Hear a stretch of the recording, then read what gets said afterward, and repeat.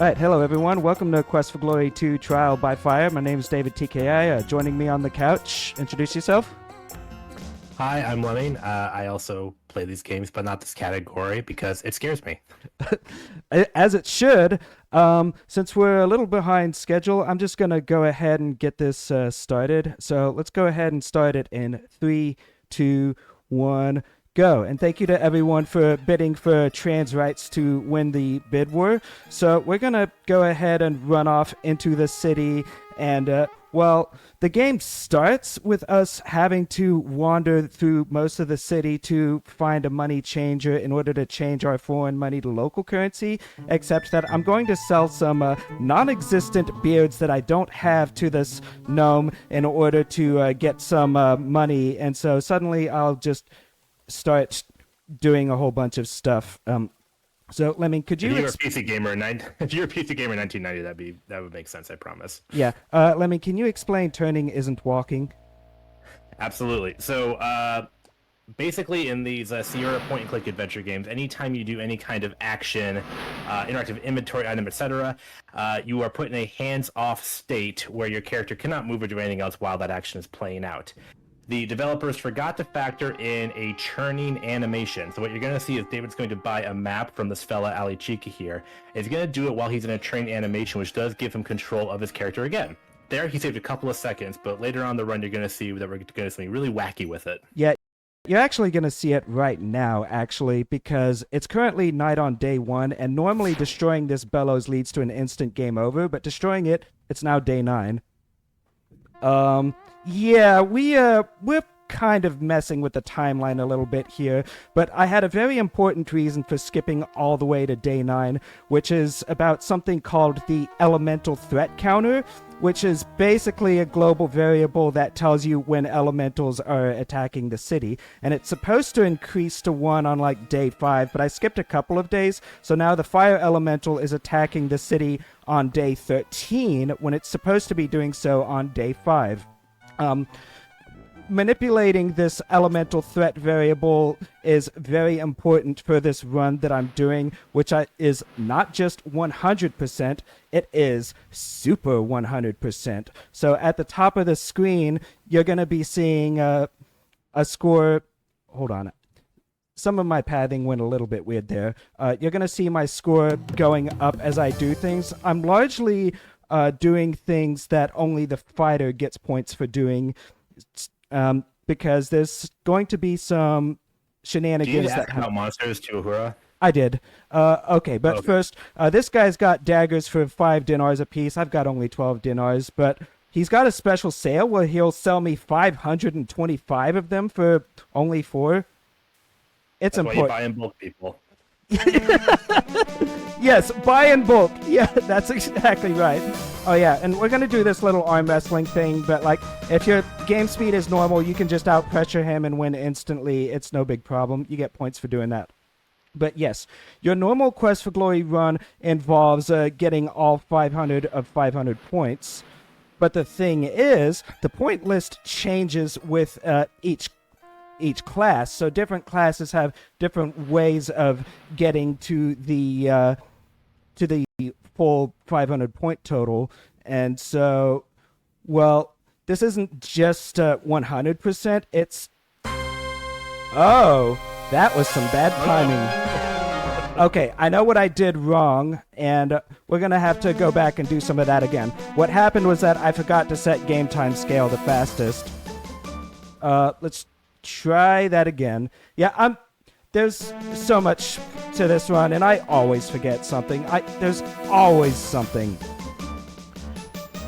What I was trying to do was, so an elemental is supposed to destroy the city on night 13 if you haven't dealt with it, and all it's really checking is that the elemental threat counter is odd, but there's an interesting bug that we've known about for a very long time, which is that if we use the map to fast travel across the city, then we're actually going to map past the point when the elemental would destroy the city, And so now the city is safe, even though it's day 14 now. But I'm going to go ahead and deal with the fire elemental because for some of the later parts in the game, I'm going to need that the elemental threat counter to be even. So capturing the fire elemental has bumped it up to 2. I do have a little bit of stuff that I'm going to do in the desert here because the fighter gets points for fighting every single random encounter. So I'm just going to ride my Saurus out here and then park it on this screen. I put my 40 starting points into magic because I intend to use the flame dart spell to just fight all these monsters. I've also set the game difficulty to hardest because when you enter the desert, it starts a countdown until monsters appear. And the ghoul is being most unpleasant, so that's what I buy mana pearls for, so that I can just refill my mana, get the ghoul's claws, and then move on. But yeah, the fighter gets points for fighting anything in the desert. Let's go ahead and get Beard. There's 5 different monsters that appear in the desert, and again, the timer is lower the harder your difficulty is, but it doesn't decide which monster to actually throw at you until the timer hits 0. So you can save right before the monster appears and then load until you get the monster you want. And so I get the Scorpion at the Oasis. What's up? Good job dodging that instant death that scorpions can do to you. They can just kill you one hit if they're so inclined. Yes. And yeah, here's another nighttime only encounter. A group of jackalmen, they're called. You only have to kill one, and then you can run away from the rest and get points. Love that they coded it that way. That's so considerate. Yeah, the fan remake doesn't actually let you do that. The fan remake requires you to kill all of them. So there's 2 more monsters. The Pterosaurus can appear at any time, but you get a shorter desert monster encounter at night, so you usually want your nighttime encounters if you can get them. The Pterosaurus is a 1 in 6 chance, so Come on, Barney. Yeah. There we go. There he is, Barney. Nice. While we finish our nighttime farm, can I jump in with some love from our friends here for a sec? Yes, please do. First of all, I just want to say, if you are just joining us, thank you so much for tuning into Speed4 TLC. We are raising money right now for Transgender Law Center, an organization that changes law, policy, and attitude so that all people can live safely, authentically, and free from discrimination, regardless of their gender identity or expression. And I also had a $25 donation come in from Jacobine, who says, I just want to tell you both good luck. We're all counting on you. Oh, that's hilarious, because I keep jumping into voice chat when the Quest for Glory crew is playing Baldur's Gate and saying that. And now David defeats the most horrifying monster of all, man. Uh-huh. All right. It's now day 18, so I'm actually going to nap until day 27 because I've got a trick to do in the desert. Can you... On day 27, going home on the Saurus gets you to Razir. Now, can you explain what I'm doing in the desert? Barely. So for reasons that I don't think we've actually quite determined, essentially the way that different game screens are laid out, while they're logical in something like the cities of Shapir or Rastir, in the desert, they actually place specific game events beyond this rock wall you're seeing. Now, recall that we have a churning animation exploit where we can actually regain control of the hero. We don't just do that at the same time. We can also use it to clip out of bounds. Now, using some decompiled script, we actually know that very particular screens are in very particular, above very specific deserts. So David actually counted out a set number of desert screens to get to one exact cutscene in the game that he really wants to encounter. Now, he is waiting because he does need a monster to appear and chase him to set up yet another glitch. Barney's a bit aggressive, but yeah. A little too aggressive. Scorpions are usually not good for this, but also problematic. No, I'm not taking that. Usually brigands are best. There we go. I need a monster close to me so that when I initialize this fight, he falls over instantly. Yeah, this is a stamina battle, but if the global monster health variable happened to be non-zero, he initializes with no stamina, so whoops.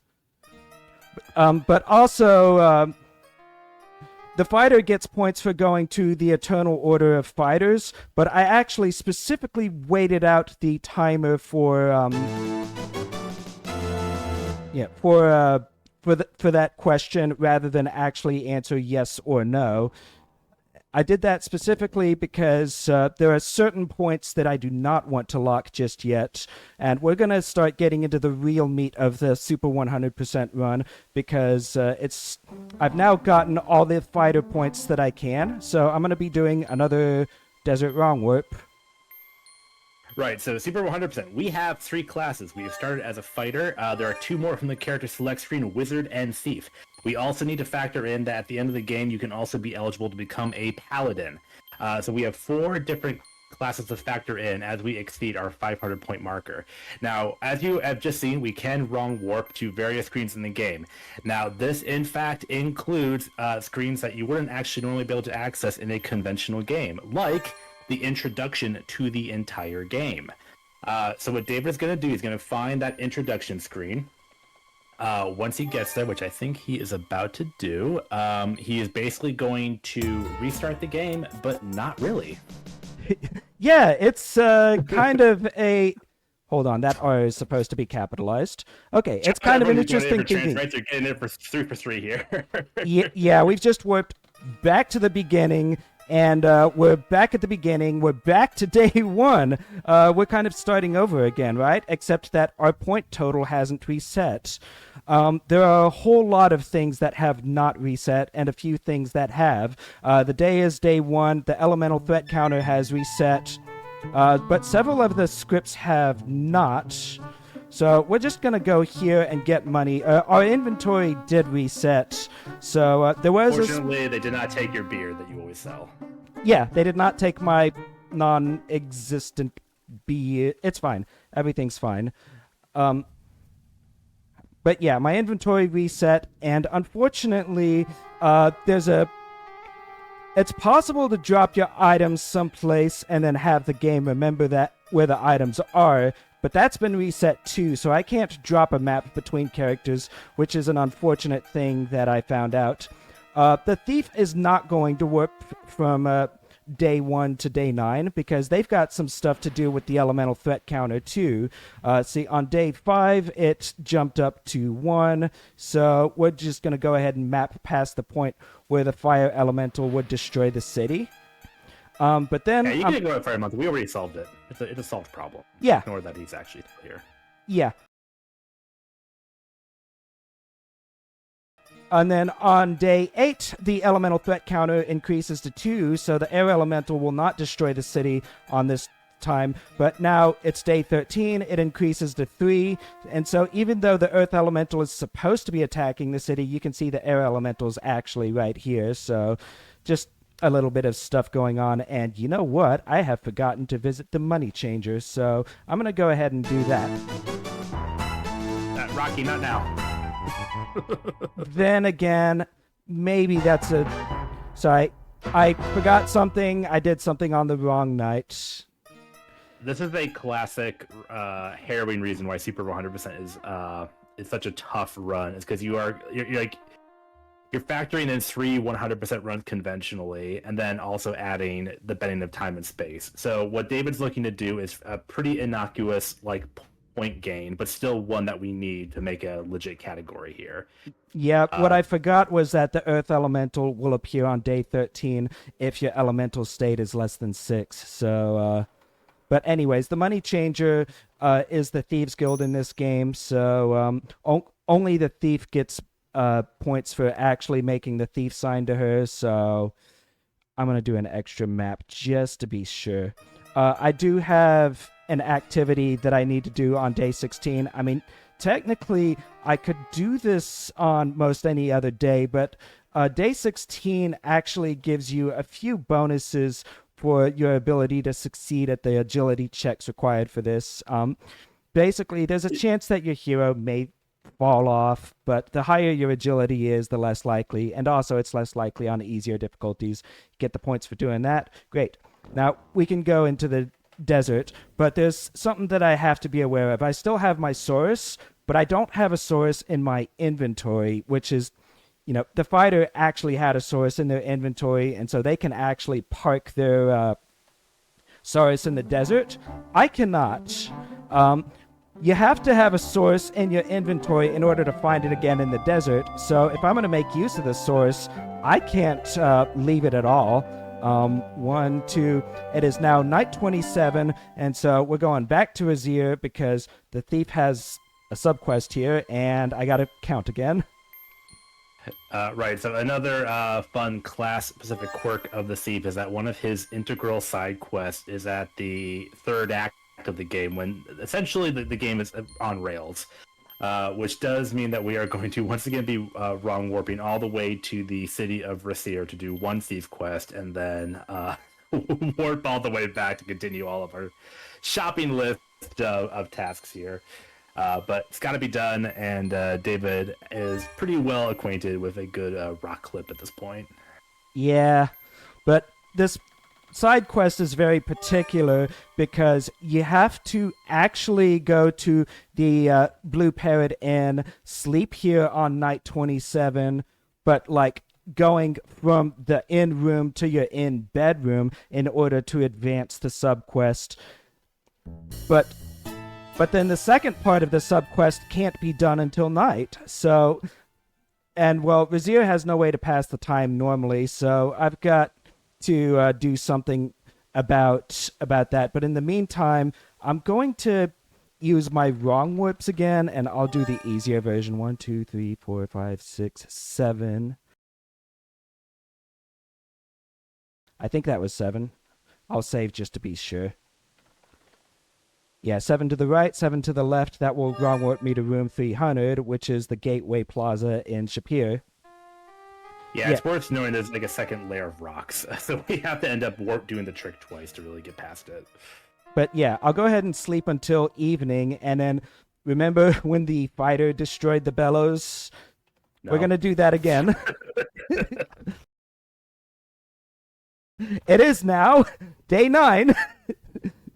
We've gone back in time. Oh, but the elemental threat counter is still 3, which means on night 10, I'm going to have to map past the point when it would destroy the city. So I'm just going to go ahead and do that here. And then I'm going to sleep until day 15, because day 12 increases elemental threat to 4, and then day 14 increases it to 5. And I need the elemental threat state increased to 5, because at that point, only when it's 5 will this guy actually give you the powder of burning that thieves need to deal with the earth elemental. Oh, and I'll go ahead and ask him about fire and earth, because I don't remember asking about both of those. Okay, I guess I did, so... Just get that great animation of him throwing his hands up in the air twice. One of our favorite community emotes. I don't remember if there's anything else I do apart from buying that, so we'll just go on. But there's a house that I did not break into as a thief. First of all, I waited until now because I need to oil the anvil. Doing so makes it so that I only need 60 strength to push the anvil rather than 120. But also, for some reason, robbing this guy does not set the Can't Be Paladin flag, which is something that I'm trying to avoid. The first house that you're given to rob sets that flag, but for some reason, robbing the weapon shop owner does not, and neither does getting the Blackbird, which is what I'm going to focus on now. But there is, again, going to be shenanigans afoot here. I forgot to map. This run's really hitting home just how wonky it is to do that trick where you basically tick past the whole elemental destroying the city trigger. Yeah, I just got jump scared by my own game. Okay. I hate to see it. While we recoup our city here, can I share some love from the community? Yes. Amazing. So, chat, you have taken the missive to troll the cents on the donation total to absolute heart. I have $5.67 from Big Law, who says, spaces as name, please. And did you say 67 cents? I think so. I also have $2.23 here from the Valiant Son, our phenomenal prior host, who says, instructions unclear, rolled a D20 and D100 donation. Let's get those spaces. And they are, of course, referring to our bid war for tomorrow's run of Elder Scrolls Morrowind, which the runner Musical Daredevil just learned today that you can make a character name that is all spaces. So people are donating to see that, but it's not in the lead, because in the lead for that bid war is the name spaces as name. But you, chat, can choose the outcome by donating to Transgender Law Center. I gotta count again.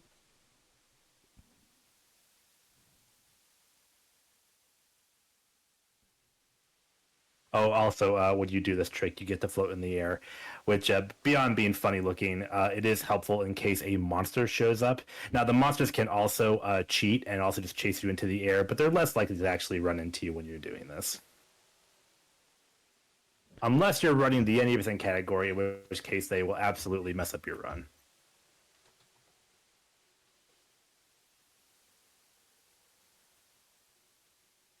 Now, part of the reason why I could be wrong about this, but we do have one caper the Thief does not do, and the reason we do not do that is because it's going to set a flag that says that we are a bad hero.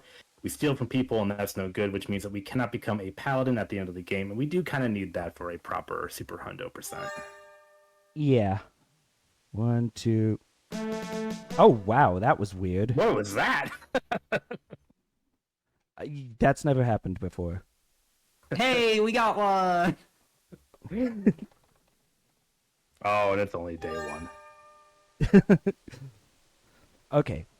So there's been a rather unusual setup here. I rested until sunset on day 27 because Ferrari will only appear at the Blue Parrot Inn at night, but I need to wrong warp into the room where the Blackbird is, but casting the calm spell while the sleeper is stirring kind of messes with these stealth checks a little bit, which will allow me to get closer to the cabinet without risking waking him up. And then I'll go ahead and get the bird, but then drop it so I don't trigger the stealth check on the way back, then pick it up again, and then come over here, and I'll go back to the Blue Parrot Inn. But I want it to be sunset, not night, because I want to be able to leave the inn after I have done the Blackbird quest, and normally the quest is done at night. Uh-oh.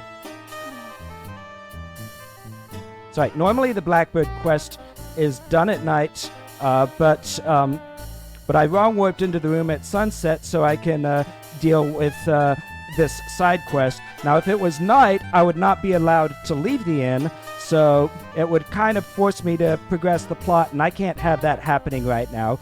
It is sunset on day 27, so if I slept, it would be day 28, which doesn't normally progress the plot, but then the game crashes. So, yeah, let's not have that.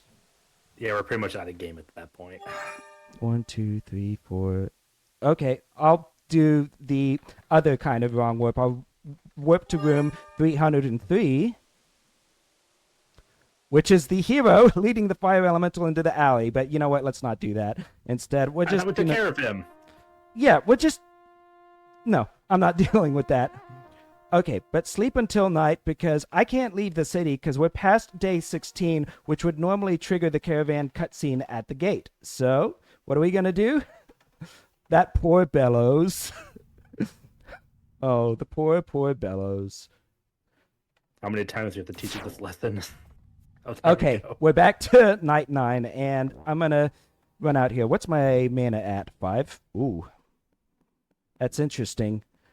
Resting until night did not recover any mana. I'll go ahead and try this.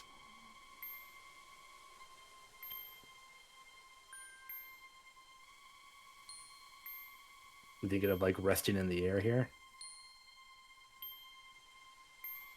No, I've got knives. Oh, right. Yeah, instead of casting I'm not used spells. to playing the character as intended, you know? Yeah, a thief starts with 7 daggers, so I'm just gonna use those to do the thing.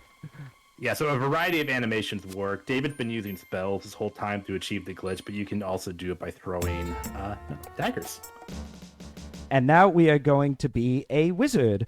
I'll throw all my points into throwing. There's no reason to throw it into anything else. And here we are, back at day one, again. Must be Groundhog right, Day. so good, we got to get to it thrice. That's right. So we are once again selling our non-existent beard, but we are also going to buy the levitate and force bolt spells. Most of the plot that you are required to do on all the characters I have left for last, for a variety of reasons. But yeah, first things first, the wizard is going to go ahead and get their map, and then they're going to sleep until night 6. And yeah, the fire elemental will appear again. Yeah, sleep until evening. Alright, we'll just go ahead and run off here, and then we're gonna go see those bellows again, but this time, we are actually just gonna grab them. We're not gonna destroy them anymore, we're keeping them now. They're ours. We're friends now. Yes, our friendship. Oh, there are some required activities on day 7 where you're going to see some weird scripting stuff where the beggar is out here while the fire elemental is too. Giving money to the beggar twice is a requirement for... Did I sign the adventurer's log?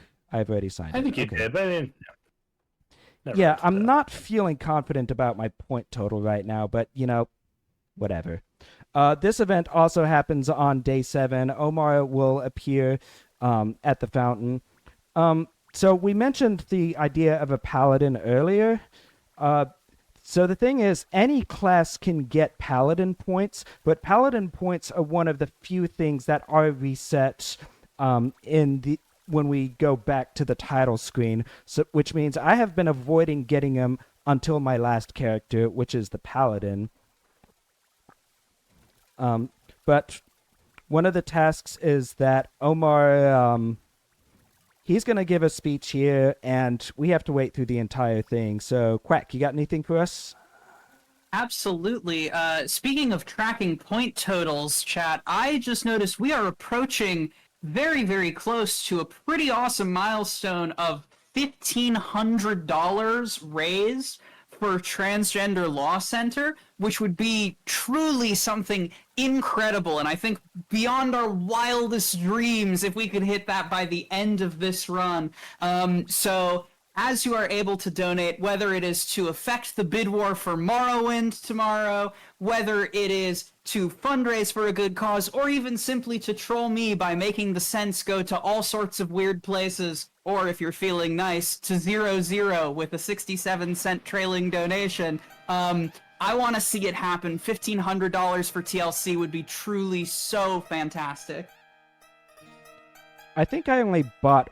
No, I bought 2 cloth bags. Okay, some of this stuff is on so much autopilot that I forget I sometimes. thought you're good. Yeah, okay. The elemental threat counter is 3 right now, so we're going to finally deal with the air elemental. My throw is off. Even with good throwing skill, it's not easy to aim this, especially when the elemental is going so fast. There we go. Got him. Capturing it will set the elemental state to 4. But then it's day 13. The earth elemental is wandering the streets. In fact, he's here right now. So he's only subject to fire, and unfortunately Flame Dart is the slowest way to take it out, but I've had to leave it until this character. Picking up the med sets elemental state to 5. So I'm just going to drop it and then pick it up again, and now elemental state is 6, and we need elemental threat state to be at the correct number for this part, because Julinar, who is in the desert, her quest cannot be solved until elemental threat state is the correct number, and you know what? That is not the correct routing. I am supposed to go find out where Aziza lives by exploring the city and finding her house. And then I had a dry run earlier today where I went to the Wizards Institute of Technology after finding the house, and then realizing, whoops, I don't have enough mana because I spent some of it fighting the Earth Elemental. Anyways. I'm sorry, the Wizards Institute of what? Technossery. Oh, of course. Yeah. Or WIT for Yeah, short. they've been breaking the space-time continuum this whole time, but they don't care unless you're accredited, so we gotta deal with that later. Speaking of accredited, can I share a very important update? Yes. We just hit $1,500 total raise for Transgender Law Center, y'all. Thank you so much, chat. This has been absolutely incredible. We got there with this $38.67 donation from Threech asking, did I math right? And you sure did. Thank you so much. Thank you so much. All right, I'm going to go ahead and have the wizard take care of the fourth and final elemental, which is the water elemental. And that point total looks like it's 3 short, so I'm not sure where I'm missing 3 points. I'm usually at 346 at this point, but let's worry about that later, because the Wizards Institute of Technossery actually happens to be right here. So we're going to go ahead and go in there, and they're going to ask us, who are you that enters the lofty portals? We are trans rights, and then we're here for magic, and we're just going to go ahead and take several tests to pretty much I didn't forget to pick up one of the whatever. When I go back to the Oasis, I'll just make sure that I do both options there, and if it's not those, then we'll accept 3 points short. This is such a tough category. All right, anyways. Yeah, David's the only one that runs this. Everyone else is a little too terrified of it, but we love watching it. Anyways, yeah, the wits test does have us going up against the 4 elements. We did air and then earth, and then now we're going to deal with water. This iceberg is fractured. Normally, you use 3 force bolts to push it apart, but actually, you can just do an open spell after 1 force bolt, and it'll just end it instantly. And then you have cast open on your bar, so you can cast it on this door. I haven't talked too much about like actually optimizing parser input. I don't know. That's its own thesis. The 1, 2, 3, 4. Congratulations, Wizard Trans Rights. You have shown exceptional intelligence by refusing to take their silly oath. Okay, but I've got a different trick that I'm going to go ahead and do here, because we haven't actually visited Aziza just yet. For a reason. There's a thing that she's going to tell you about on day 16, but there's also something that you have to ask her about on some day other than day 16, so normally that's 2 different visits. So what we're going to do is map to the point where it would be very close to the day 16 rollover, and then enter her house, and we enter it on day 16, but escaping like this is helping time advance, and it's rolling over to day 17, and so she's not doing the day 16 cutscene, but we got the points for entering on day 16, so we've done that. And now we're going to ask her about Julinar, the tree that we have actually already helped in the desert. We could probably talk about the way that time progresses in this game for an hour, and we're going to spare you from that. It just works. But yeah, when you leave the Shapir gates after day 16, it immediately triggers the caravan cutscene, and this cutscene could have gotten me to Razir every single time, as well as to day 27. Except, it only works once. So I've waited. In the background. Yeah, this cutscene only works once, and at During the cutscene, you are given a spare change of clothes and a visa to actually enter and exit Razir. See, I've been wrong warping into Razir because I don't actually have a visa to let me through the gates. Until now. Finally, Finally, we're here. We're leaving now. Got a wrong warp again. No, on second thought, let's not go to Rissier. It's a silly place. 1, 2, 3, 4, 5, 6, 7, 8, 9, 10, 11, 12, 13, 14, 15, 16, 17, 18, 19, 20, 21, 22, 23, 24. I don't dare interrupt David on this counting. There are sometimes these counts get into the triple digits. It's truly ludicrous. It is a little bit. But remember how I went to the Eternal Order of Fighters as a fighter? When I went there, I got points for beating the guy as a fighter, but I did not say yes or no to the question of actually sparing him. And that's because I did not want to lock out the paladin points that I get for sparing him. You see, I've chosen to do the wizard last because the wizard normally cannot get access to the Eternal Order of Fighters, and so they start with 12 paladin points because the game does not expect you to be able to get paladin points for actually saying, no, I am not going to kill this helpless opponent. But yeah, we wrong warp back to Shapir. It's day 16 once again.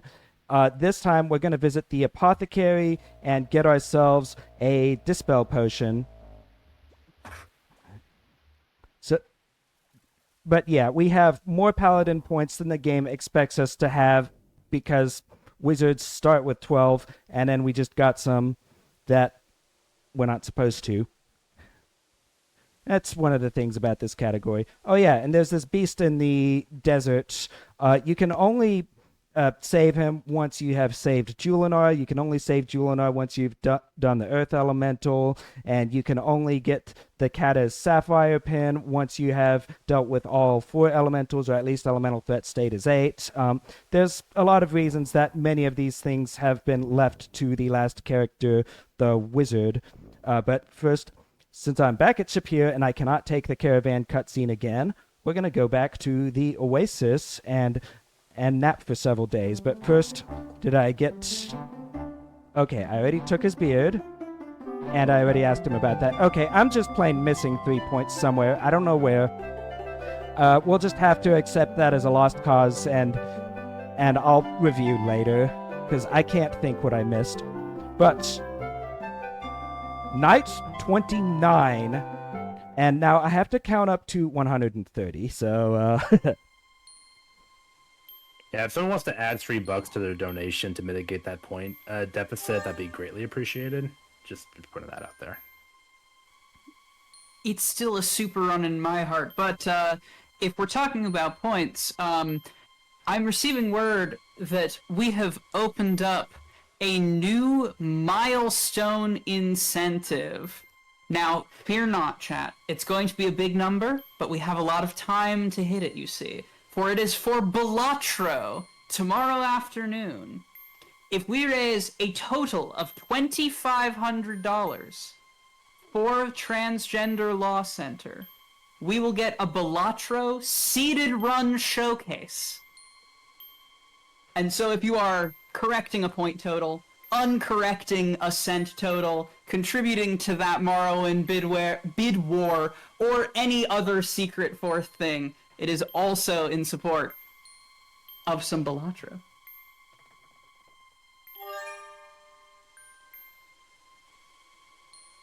this is correct. I recognize that bush. Yeah, because at a certain point we could just tell by the shrubbery. But yeah, this wrong warps us into Zaisha's room, where she's going to take our spare change of clothing as well as our visa.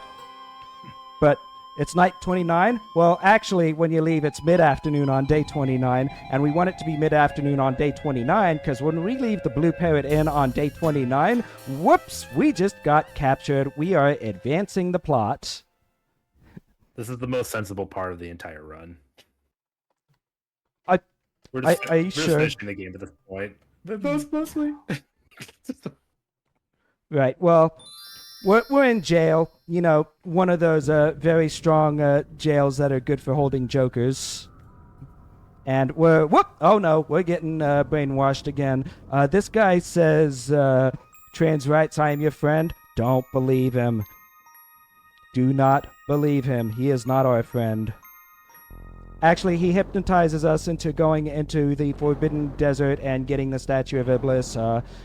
Funny thing about this next room, it's dark and they expect you to light the lamp, which I don't have anymore, and they locked keyboard movement, but they didn't lock mouse movement, so I'm just going to click off screen and then whoops, end up transitioning screens over here somehow, and then moving over here, and then, oh, there's this next room that's got lava, but it turns out the lava is floor, so I'm just going to walk over it, and... What, lava is floor? I don't know. Anyways, the name of power, Suleiman bin Daud. You know, I like that. Daud is the name of power. You know, because it's Speak David. David and enter. Speak David and enter. That's right. Oh, and wait, you could have teleported in here anytime. No, only when it was funny. Alright, whatever. We're gonna... How much health do I have? More than enough. Okay. I double-checked my health at this part because this end sequence is actually very costly on health. But yeah, the big bad got the Statue of Iblis, and so he is going to go ahead and try to release Iblis into the world, and this is a bad thing. So we're going to try and stop him. Oh, and it's night 30 now for some reason. I don't know when it changed to night 30, but, well, yeah, we're just going to go in here. We're actually getting pretty close to time, so get prepared to stop the timer. But yeah, Kaveen here is guarding the door. Calm is worth paladin points. I'll save here. Falling down there takes 10 damage, which hurt a lot, and then getting swiped by this statue does 30, which hurts a lot, but we're going to go ahead and... Ow. Okay, let's try that again. I was a little too slow there. Okay, one more time, this time with feeling, but this time I'm supposed to fight the thing and then run away, and it's just about time. GG's. GG. Yeah, and yeah, you can see we're at 588 out of 500. It's actually supposed to be 591 there. I missed 3 points somewhere, but I cannot for the life of me figure out what they are. Maybe the fighter forgot to ask someone about something. I'm not sure. Maybe they never existed in the first place, and this is a totally legit run. Yeah, let's go with that. I think it's a super run. Did I already make that joke? It's still super to me. You've been sitting on it this whole time.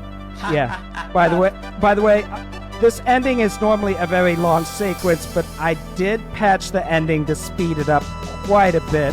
So instead of it taking like 2 to 3 minutes, we're zooming through all this dialogue. Normally you're supposed to see close-ups of everyone, much like this, except for some reason, up until this point, you can't mash through the text boxes, you gotta wait for them. So I've kind of sped up that whole thing a bit, just so that we don't have to deal with it. But the important... Yeah. That is much appreciated because chat has been completely crushing these incentives all day, and so even before I got onto the mic, we had already met the bonus pizza elemental showcase. And so, David, you can go right ahead into that and show us that pizza elemental goodness as soon as this credit sequence is over. Absolutely, you got it. But in the meantime, yeah, the point total is 665 out of 550. That seems higher than normal. Anyways, yeah, I'll go ahead and zip it over to Quest for Glory 2 VGA. This is a fan remake, and let me double check my OBS to make sure it's showing up. I don't see it just yet. Give me one moment. Oh, there it is. Okay. All right. This is a fan remake of Quest for Glory 2, which is 256 colors, has a mouse interface, but one of the things they added, there's a running gag in Quest for Glory of a fifth element of pizza. So as a gag, they added this fight to the remake, and this is going to be a very tough encounter. So the remake revamped the combat system. You've got 5 rows and a whole lot of moves you can use, but you're going to approach the pizza elemental and stab it because there are pizzas falling all over, and they don't fall as often when you're close to the... Ow. Yeah, gotta watch those tentacles, though, because when they wiggle, that means you gotta back away or else he will grab you, and it's not blockable. Oh, he got me again. Okay, I can hear from the music cue that he's about to do his slip-up attack. You gotta let him do that and swipe the inside of his mouth. You have to do that. It's mandatory. I'm playing as a fighter here because only the fighter gets access to this maneuver that I'm doing, where I'm ducking under his highly telegraphed punches, but when I duck under him, I can counter with a rising slash. Only the fighter can do that in this version. And you'll see at a certain health threshold, he tried to eat a pizza. Well, that pizza heals him unless you enter his mouth and swipe his insides. Then the pizza, rather than healing him, will actually hurt him. But you gotta be careful here, because each time you swipe his mouth, you only cancel one heal, and so you gotta back away once you have gotten past the pizza healing. I'm going to wait here for him to do his attack again, because I cannot stack up more than one cancel at any time. Ow. I gotta dodge those pizzas, they hurt. They're fresh out of the oven, scalding hot. So yeah, get to him, duck, swing, back away, forward, duck, ow. Sometimes a pizza can fall on the first row. It's rare, but it does happen, and if it does, I usually cannot dodge it. When he does do his pizza eating attack, try to do damage to him to get him past the health threshold, because I'm pretty sure the heal is triggered by specific amounts of health, and if you do not damage him below that health amount, then he is going to try to heal again. He's got somewhere around 128 health or so. Each attack does 1 damage. Like most of the other monsters have a certain amount of health, and you do a lot of damage depending on your strength stat. Not so much here. 1 damage. That's all you get. It doesn't matter your stats. And so I do have a run on the leaderboards, which is specifically running into the desert and defeating this guy. The save file that I have loaded is specifically of a character that has all stats maxed out, but it's entirely possible to beat him with just work on your dodge until it's high enough to learn the rising slash maneuver. That was his last heal, so we're gonna go ahead and finish him off right here. 1 or 2 more attacks should do it. Stop wiggling. And he's gone. You managed to beat the sauce out of the creature. But we must contain him, and I can think of no better way than to eat it. You pick up the doughy disc from the desert floor, brush the sand off its bottom, and eat it. What comes around goes around. Its flavor is beyond anything you've ever tasted, and you feel refreshed and invigorated. That's it for me. You got anything before we go, Lemming? Nope. Shout out to us. The speedrunning Discord. I like them a lot. I think it's a really good group of speedrunners and also just casual enjoyers of the game. If you need to, if you're not a speedrunner but you just want to reconnect these games, we probably have all the most up-to-date knowledge. So do find us. But that's pretty much it. And that's gonna be all for me. So thank you so much for having me. Take it away. Amazing. Thank you so much, David and Lemming, for that phenomenal Quest for Glory showcase. And thank you, chat, for helping us get to see that Pizza Elemental bonus showcase. I certainly do feel refreshed and invigorated, knowing that we have been able to raise $1,500 so far for Transgender Law Center. We are going to take a quick break and set up for our next run for some Marble Madness, so please don't